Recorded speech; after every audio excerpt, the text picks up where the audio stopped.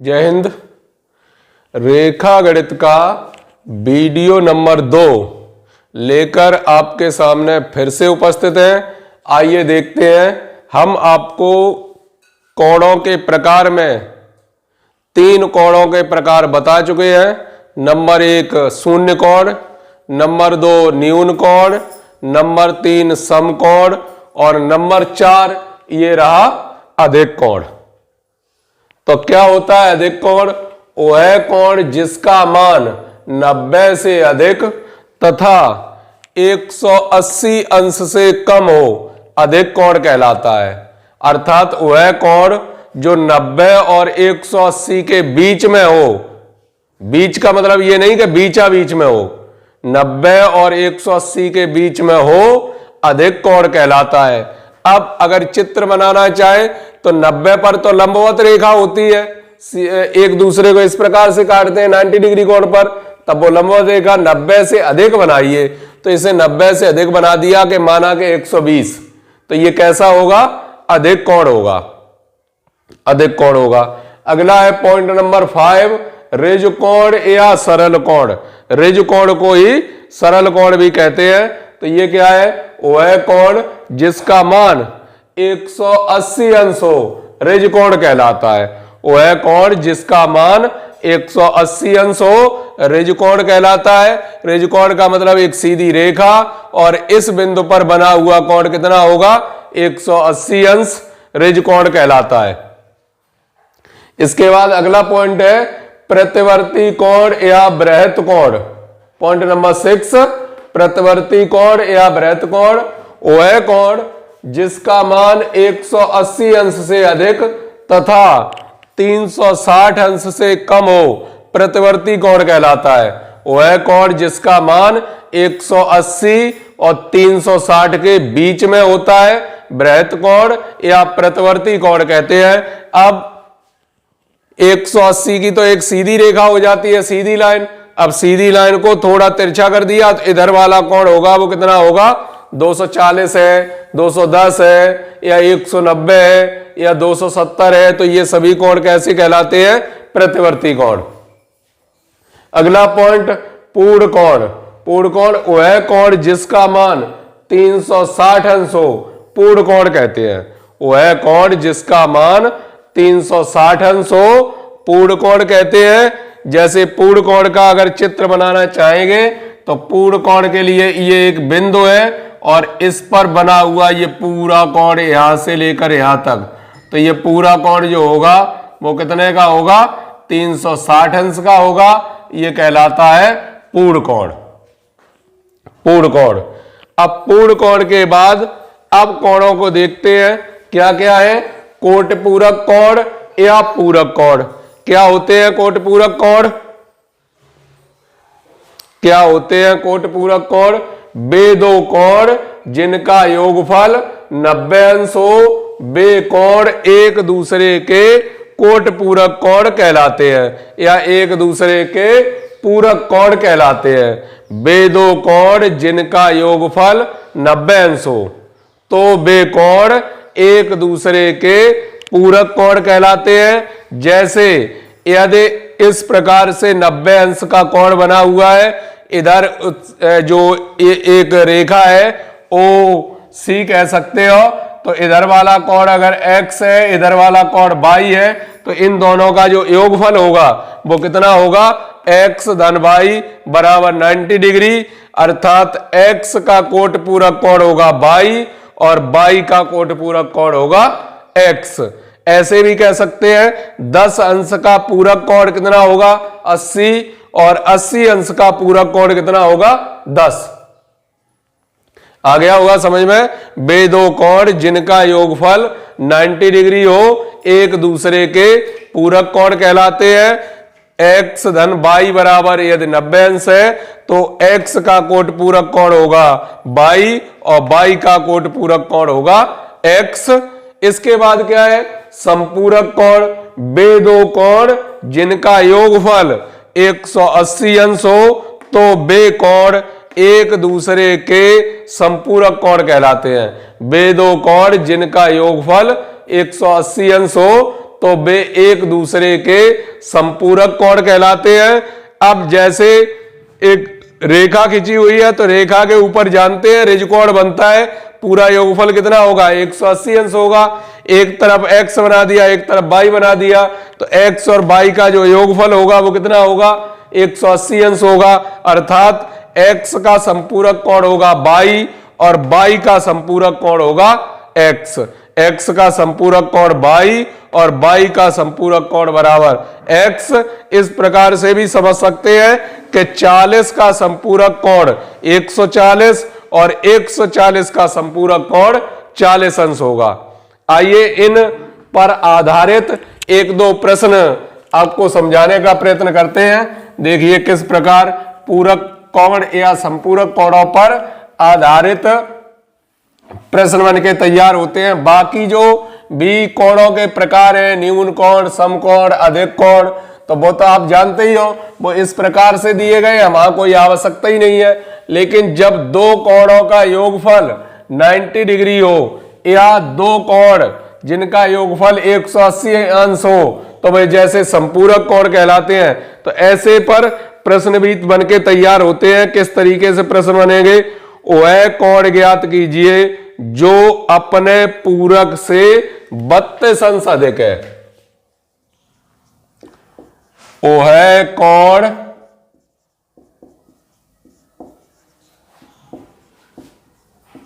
कोण ज्ञात कीजिए जो अपने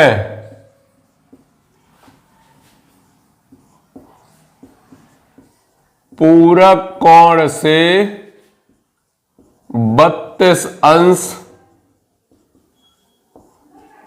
अधिक है। इस प्रकार से प्रश्न दिया हुआ है, वह कोण ज्ञात कीजिए जो अपने पूरक कोण से 32 अंश अधिक है। अब 32 अंश अधिक है तो ऐसी कंडीशन में आप जानते हैं दो पूरक कोणों का योगफल हमेशा कितना होता है 180 अंश होता है। तो इस तरीके से मान लिया, माना पूरक कोण बराबर थीटा, पूरक कोण बराबर थीटा, तब कोण बराबर, अब पूरक कोण से ये कितना है 32 अंश अधिक है, तो कितना हो जाएगा थीटा प्लस 32, थीटा प्लस 32। हम जानते हैं क्या जानते हैं कि पूरक कोणों का योगफल, जो पूरक एक दूसरे के पूरक हैं उनका योगफल कितना होता है 90 डिग्री होता है।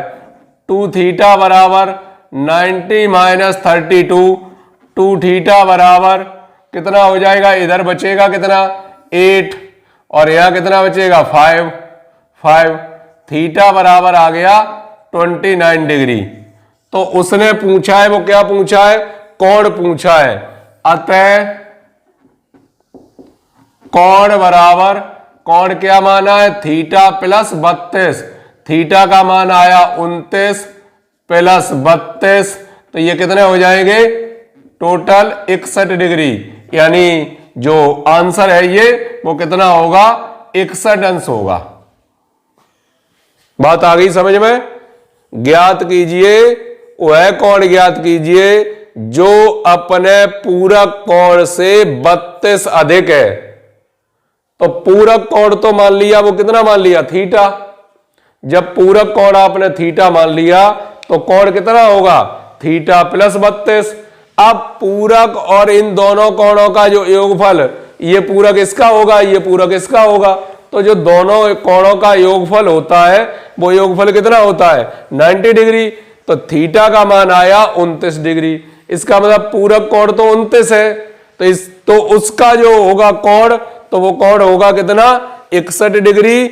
61 और 29 टोटल हो गए 90 डिग्री, और ये इसका पूरक है, इसका पूरक ये है, तो कोण पूछा है तो कोण का मान कितना होगा 61 डिग्री होगा।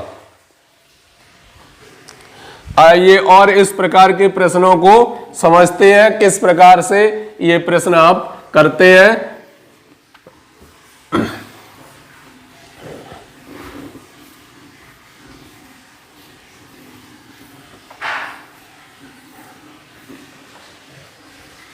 किसी कोण का संपूरक, किसी कोण का संपूरक इसके पूरक के 3 गुने से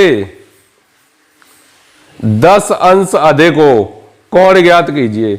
किसी कोण का संपूरक,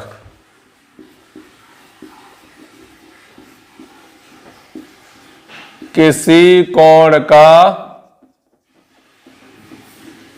संपूरक इसके पूरक के 3 गुने से, इसके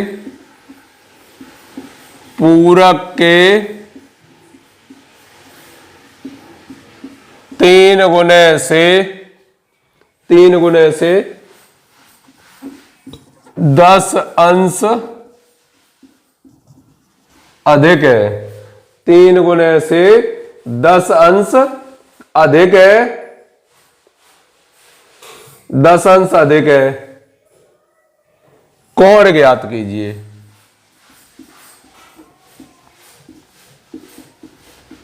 कोण ज्ञात कीजिए, कोण ज्ञात कीजिए। इस प्रकार से उसका मान दिया गया है। अब इसकी भाषा समझने का आप प्रयत्न कीजिए। किसी कोण का संपूरक, किसी कोण का, तो जो कोण है वो आपने मान लिया। जब इसे सॉल्व करेंगे तो माना कोण बराबर थीटा डिग्री। कोई कोण है जो थीटा अंश है। जब थीटा अंश है तो इसका संपूरक कितना निकलेगा? संपूरक कोण, तो संपूरक कोण तो 180 से घटा के प्राप्त हो जाता है, तो संपूरक कोण इतना होगा। तथा इसके पूरक कोण, इसका अगर हम पूरक कोण निकालें तो पूरक कोण कितना होगा? पूरक कोण 90 माइनस थीटा होगा। पूरक कोण जो होगा वो 90 माइनस थीटा होगा। अब प्रश्नानुसार वो ये कहना चाह रहा है, प्रश्नानुसार संपूरक कोण इसके पूरक के 3 गुने से 10 अधिक है। मतलब इधर लिख लिया संपूरक कोण, संपूरक, इधर लिख लिया पूरक कोण, और ये क्या कहा है? किसी कोण का संपूरक इसके पूरक के 3 गुने से 10 अधिक है। पूरक के 3 गुने से, पूरक का 3 गुने से 10 ये अधिक है। जब 10 ये अधिक है, 3 गुने से 10 अधिक है, तो 3 का गुणा किया और 10 उधर जोड़ दिए, बराबर हो गया। 3 गुने से 10 अधिक है, तो ये प्राप्त हुआ। अब यहां से आपको थीटा का मान ज्ञात करना है, तो किस तरीके से निकालेंगे थीटा का मान? 180 माइनस थीटा बराबर 270 अंश माइनस 3 थीटा प्लस के 10। ये इधर आ गए। 3 थीटा माइनस थीटा बराबर 280 माइनस 180, ये उधर पहुंच गए, तो कितना आ जाएगा? 2 थीटा बराबर 100। 2 थीटा बराबर 100 डिग्री, थीटा बराबर 100/2, कट गई कितने बार? 50 बार। थीटा का मान आ गया 50। अतः उस कोण का मान जो होगा वो कितना होगा? 50 डिग्री होगा उस कोण का मान जो वो पूछ रहा है। बात आ गई समझ में? ठीक।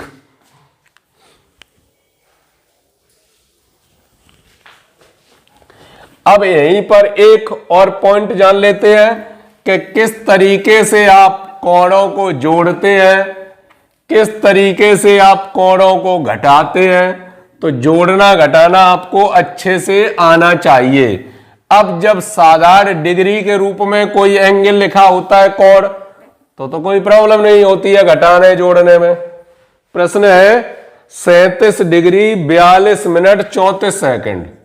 37 डिग्री 42 मिनट 34 सेकंड कोण का पूरक कोण ज्ञात कीजिए। कोण का पूरक कोण ज्ञात कीजिए। पूरक कोण ज्ञात कीजिए। यह तीसरा क्वेश्चन है, इसका पूरक कोण ज्ञात कीजिए। तो जब पूरक कोण पूछा है, इसका पूरक पूछा है, तो माना पूरक कोण थीटा है, माना पूरक कोण थीटा है, तब क्या होगा, theta plus 37 degree 42 minute 34 second बराबर 90 डिग्री। थीटा का मान निकालेंगे तो 90 माइनस 37 डिग्री 42 मिनट और 34 सेकंड। अब 90 में से ये घटाना है, जब घटाना है तो ये क्या है, अंश है। अंश या डिग्री उसी को कहते हैं जैसे घंटा। 37 घंटे 42 मिनट 34 सेकंड। तो जो डिग्री का रूल है वो घंटे घड़ी के अनुसार उसी के अनुसार काम करता है। तो 90 में से ये घटाना है। अगर आप इस तरीके से डायरेक्ट नहीं घटा सकते हैं तो आप ऐसे घटा सकते हैं कि जैसे 90 ये तो क्या हो गए, घंटे हो गए, या डिग्री हो गया घंटा। उसके बाद 00 ये क्या हो गए, मिनट हो गए। उसके बाद 00 ये क्या हो गए, सेकंड हो गए। अब इसमें से घटाना है 37 डिग्री 42 मिनट 34 सेकंड। तो 1 घंटे में 60 मिनट होते हैं और 1 मिनट में 60 सेकंड होते हैं। तो इस प्रकार से इसे घटाने का प्रयास कीजिए कि कैसे घटाएंगे, कितना बचेगा। तो 90 से यहां 1 दहाई ली तो यहां 1 मिनट हो गया, और 1 मिनट से यहां दहाई ली, 1 घंटे से यहां 1 दहाई ली तो यहां क्या, 1 घंटा जब जाएगा तो 1 घंटे में कितने मिनट होते हैं, 60। और जब 60 में से 1 मिनट यहां जाएगा तो कितने होते हैं, 60 सेकंड। तो 60 में से यहां 34 घटाना है। जब 60 में से 34 घटाएंगे तो 26 सेकंड बचा।